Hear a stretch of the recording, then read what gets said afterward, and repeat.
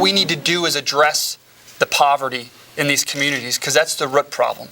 And if you look at what these two people have delivered in their time in the U.S. House of Representatives, it's a 1-2 punch. Number one, rise in poverty in America in Ms. Capter's Toledo district. Number two, in terms of poverty rate in the United States of America, is Cleveland for big cities. So we need to break the cycle of poverty. So I'm very proud of what we've been able to accomplish along the North Coast and the regions. The number one rise in poverty is not my numbers, it's the Census Bureau numbers. But what I'm saying, it would be much worse, Graham, and I wish that you'd been a part of those. The number one rise in poverty you have to look at what the Republicans... We should have a living wage. And I think that the president is right. $7.25 is not accurate on the national level. It should be raised to at least $9.50. I would even say $10 an hour. And when we $10 an hour minimum wage. You try to survive on $9.50 an hour, Mr. Conklin. People are hurting. People are hurting in America. And the fact that you think that $9.50 is a living wage, it's inappropriate, and I think that we've got to look at what the reality... Some might say that that's going to harm small business.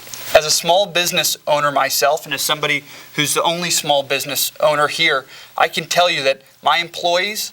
I'm not going to go for the minimum wage. I'm going to go for the living wage. How do you disagree? I'm a small business owner.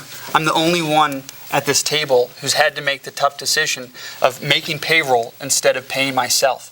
And people out there can actually relate to that. Small business creates 75% of industry in this country. We cannot let small business folks suffer, and we've got to make sure that we have a rising tide that raises all boats. What do you say to the conservative voter, Tea Party folks? I'm running in the Democratic primary on March 6th. I'm not catering to the demagogues like the Tea Party or the conservatives. I'm talking to pragmatic independents who can pull a ballot on March 6th and vote in the Democratic primary. I think we need to approach this holistically. We have a $15 trillion debt. It's going to be $26 trillion in 10 years unless we do something about it. My opponents don't support the Bowles-Simpson Bipartisan Debt Commission report.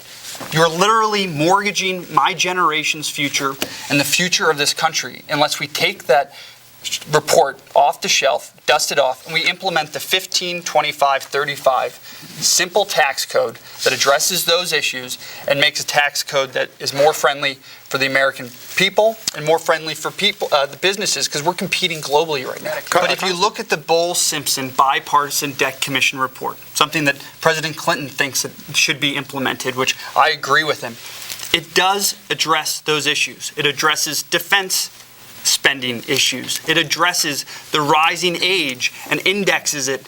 It looks at Social Security cap at $110,000 and removes that.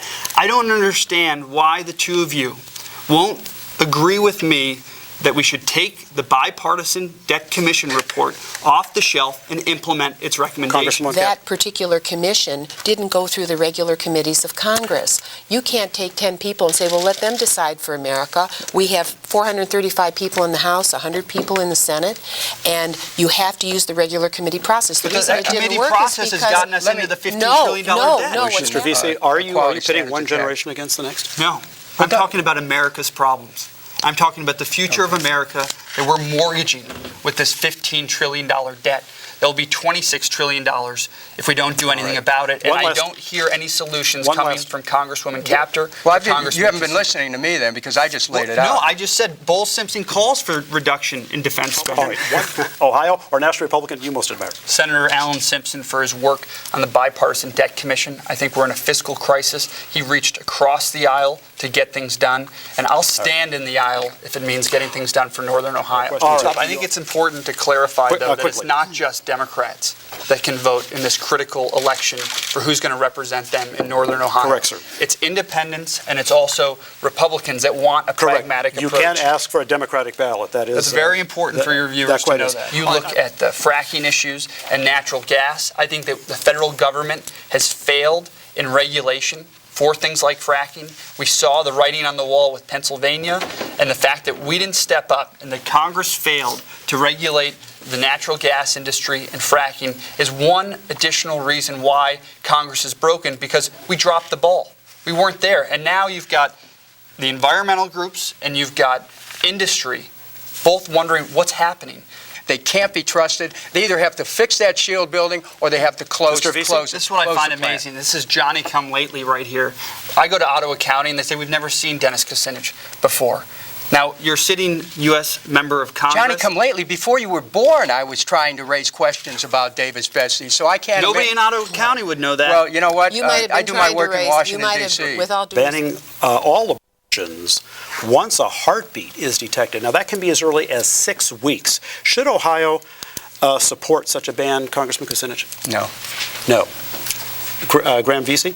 No, and I think this is an issue that is one of the major contrasts between me and the other two folks. How so? I am pro-choice, and despite Congresswoman Capter being the longest-serving woman in the U.S. House of Representatives, you're also the longest-serving anti-women's reproductive rights in the U.S. House of Representatives. That's not true, Graham. It is true. And then That's not Dennis true. Kucinich, I'm you've never disappointed in been your saying consistent that. on that issue. So we'll call, I'm pro-choice, you're anti-choice, and Don't Mr. Kucinich, describe you're my multiple position. choice. Don't describe my position. My I just position. did. Would ban abortion once a heartbeat is detected here in Ohio? I probably wouldn't support it, but that's a matter for the Ohio legislature to determine. Would you urge its passage? I probably would not. Probably. Well, I don't know what they're going to propose. They're proposing But, the now wait most a minute, Graham. anti-child. I'm the only one that, Should Ohio's constitutional ban on gay marriage be repealed? Yes, Because? because if somebody loves somebody else, they should be able to get married. It's as simple as that. Congressman Capter, should it be repealed or? marriage and family laws are state laws. I think that I agree with President Obama on this one. I think that state by state, our country will evolve and we will make the right decisions. Did you support the ban on gay marriage in Ohio when you voted?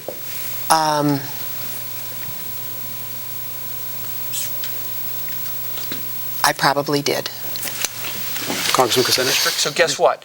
I'm running the new 9th District. I've been talking to people from Toledo to Cleveland, from Lorraine, Sandusky, and all of them are receptive to a fresh approach because more of the same is not going to do our country well. It's not going to do this region well. And when I saw that there were two politicians who have been incumbents for a combined 70 years, I knew we could do better, and so I stepped up and I'm speaking out. All right. For people who are voting on March 6th, and you can be a Democrat or you can be an independent, the option is clear. You can either vote for the future or you can vote for the past. The same old, same old. I'm running for Congress because it's broken, and it's going to be fixed by a fresh face, not two incumbents who have been politicians for a combined 70 years. We're in a fiscal crisis, $15 trillion debt. It will be $26 trillion in 10 years unless we do something about it. That compromises our investments in economic recovery, in education, in energy, and the environment. Vote for Graham Vesey on March 6th, and you can visit grahamforcongress.org for more information. Thank you.